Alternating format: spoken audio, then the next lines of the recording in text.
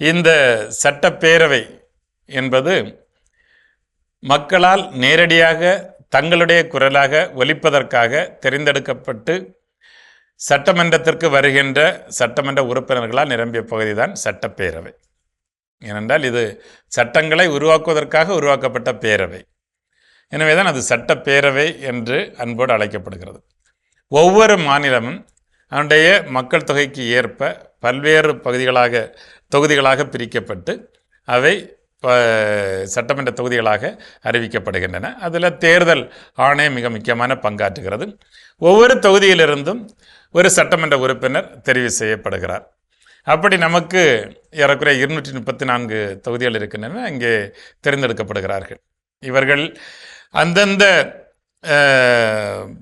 தங்களுடைய தொகுதியினுடைய எல்லாவற்றையும் பிரதிபலிக்கக்கூடிய மக்களுடைய பிரதிநிதியாக அவர்கள் ஒரு மாநிலத்திலே இருக்கிறார்கள். நம்முடைய மாநிலத்தில் மிகப்பெரிய தொகுதி அப்படின்னு சொல்லணும்னா சோழிங்கநல்லூர். அதில் பார்த்திங்கன்னா 6,24,656 வாக்காளர்கள் இருக்கிறார்கள். அவ்வளோ பெரிய தொகுதி. அது ஒரு சட்டமன்ற தொகுதி. தமிழ்நாட்டிலேயே மிக சிறிய தொகுதி அப்படி பார்த்தோம்னா தனித்தொகுதியாக அறியப்படுகின்ற கீழவேலூர் என்கிற அந்த தொகுதி தான்.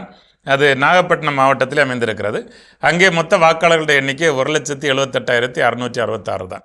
இன்றைக்கு சாதியினுடைய பெயரால், மதத்தினுடைய பெயரால், பாலினத்தின் பெயரால், மொழியின் பெயரால் இந்த தேர்வுகள் எல்லாம் நடைபெறுவது என்பது நாம் வெட்கப்பட வேண்டிய ஒரு விஷயமாகும்.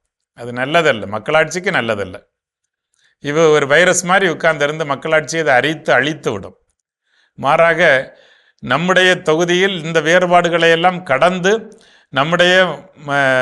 நமக்காக உழைப்பார், நம்முடைய குரலாக ஒலிப்பார் என நினைக்கிறவர்களுக்கு தான் நாம் வாக்கு செலுத்தி நல்ல சட்டமன்ற உறுப்பினர்களை தேர்ந்தெடுக்க வேண்டியது நம்முடைய அடிப்படை கடமை, ஜனநாயக கடமை என்பதை நாம் மறந்துவிடக்கூடாது.